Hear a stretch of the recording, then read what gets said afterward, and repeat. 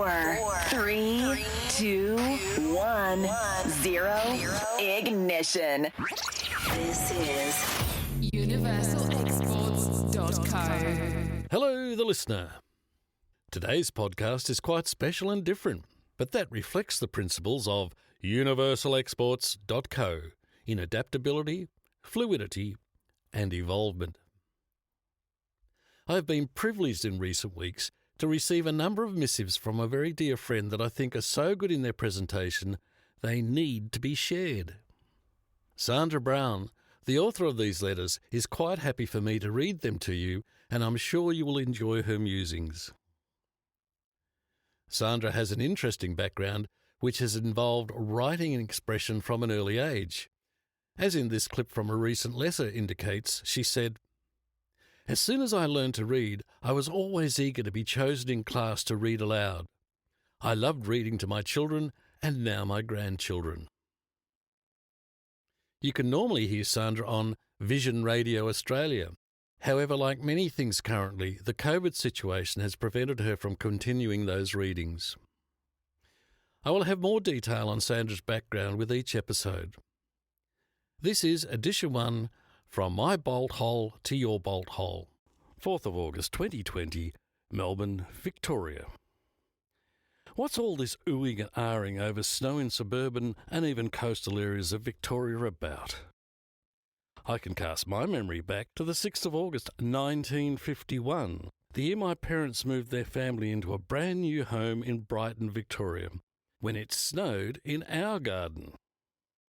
It was already a momentous day before it began snowing, the day a marvellous piece of household equipment was installed in our backyard, the Hills Hoist, a modern miracle.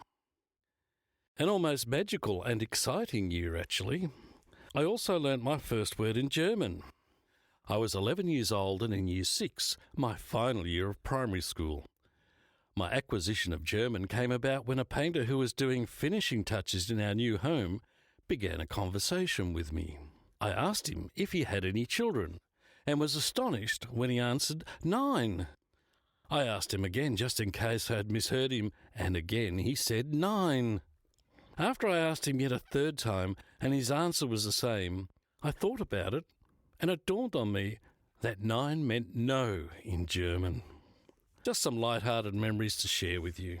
Certainly need something to spark up a bit of joy with the grave news today revealing 800 appalling people who have contracted COVID-19 and have been sent home to isolate have seen fit to ignore the directive and were not at home when ADF and health people visited their homes. Extraordinary behaviour and, unfortunately, it's them who will determine whether we can get some control over the spread of COVID-19 virus. Today I learned that Olivia's husband, Angus, a Qantas captain, who is doing training to assist in the quarantine hotels in looking after the security compliance of those in isolation, some of whom are COVID positive, has been told that one of the top problems is trying to stop the inmates from hooking up with each other. Apparently, they post on Facebook their whereabouts, which other inmates twig onto, and then they plot and scheme attempting to meet up.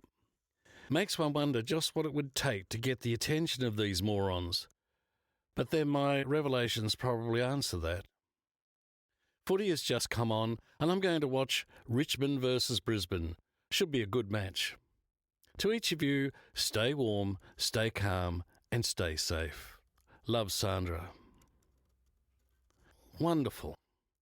Because this is the first in this series, I thought of as a bonus on this opening, I'll put another one up. So here we go. 11th of August 2020, Melbourne, Victoria.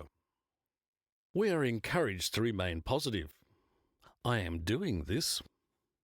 I absolutely hate being cooped up at home 100% of my time.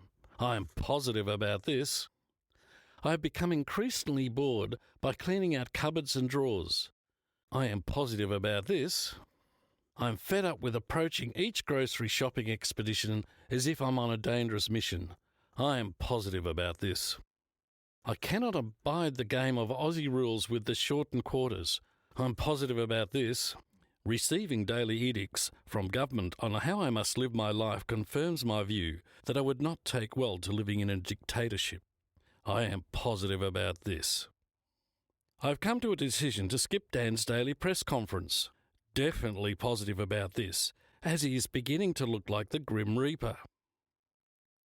Seeing my family frequently and hugging and kissing them is essential to my happiness. I am positive about this. We are told that yesterday's new infections of 322 and 19 deaths is a positive. I am struggling with the bizarre concept to embrace this news as a positive. At this stage, I cannot see how my positive attitude is actually making me feel any better.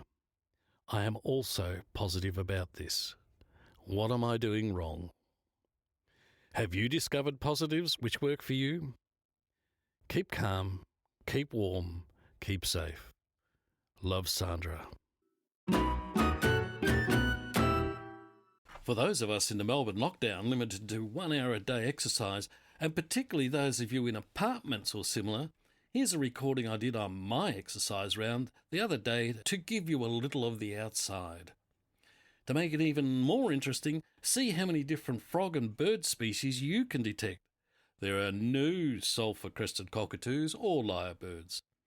Listen for when my sunnies slide off my head to the ground and again get crunched into pieces as I step onto them. You may feel like you're being photographed while listening. Don't worry, that paranoia happens to all of us at some time. For full immersion effect and best results, use headphones or those earpod thingies.